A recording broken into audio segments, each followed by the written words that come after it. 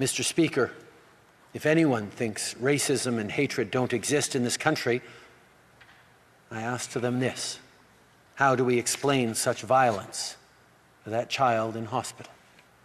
How can we look families in the eye and say Islamophobia isn't real? When you listen to the black Muslim woman who constantly looks over her shoulder at the bus stop, fearing someone will pull off her hijab or hurt her, she'll tell you Islamophobia exists. If you listen to the parents who beg their children not to wear traditional clothes for fear of them being harassed or... Assalamu alaikum.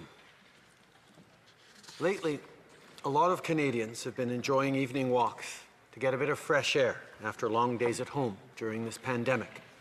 On Sunday in London, Ontario, that's what a grandmother, 2 parents, and 2 children went out to do.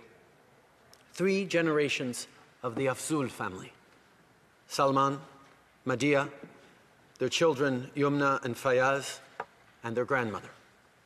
But unlike every other night, that family never made it home.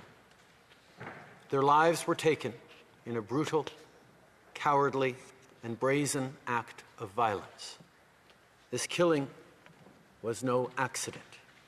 This was a terrorist attack motivated by hatred in the heart of one of our communities. Ce n'est malheureusement pas un cas isolé.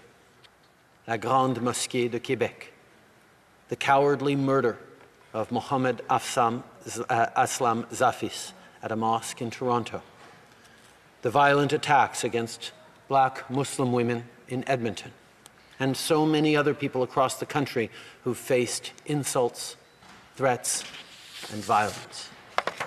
They were all targeted because of their Muslim faith. This is happening here in Canada, and it has to stop.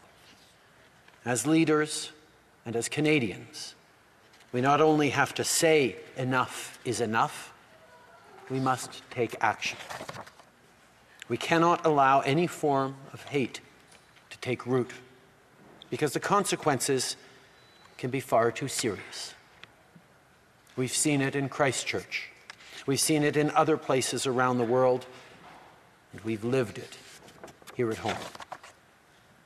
Right now, Canadians are outraged by what happened on Sunday, and many Muslim Canadians are scared.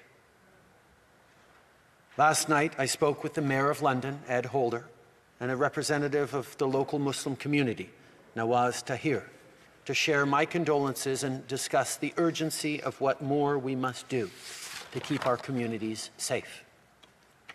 Mr. Speaker, we stand with the people of London and with Muslim communities across the country. We're going to continue to fund initiatives like the Security Infrastructure Program to help protect communities at risk and their schools and places of worship.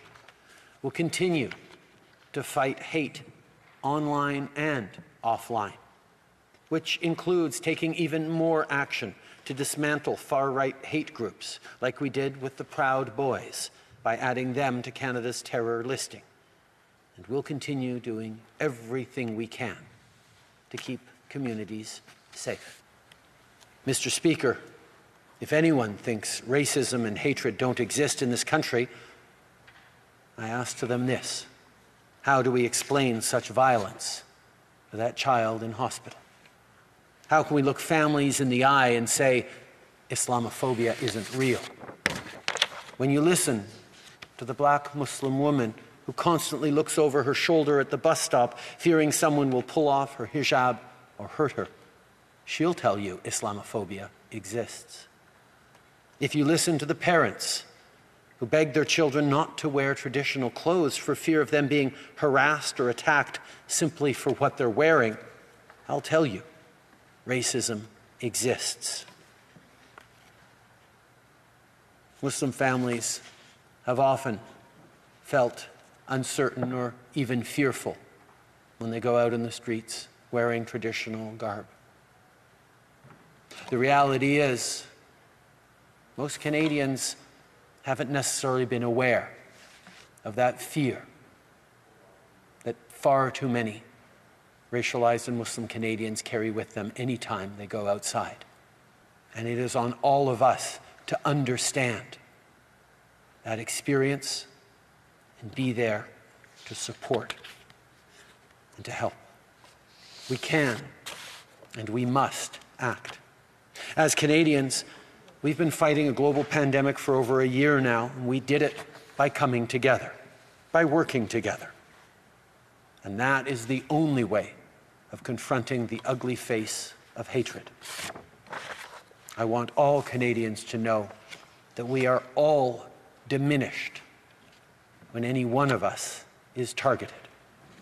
We need to stand up to reject racism and terror and work together to embrace what makes our country strong, our diversity. May peace and blessings be upon you.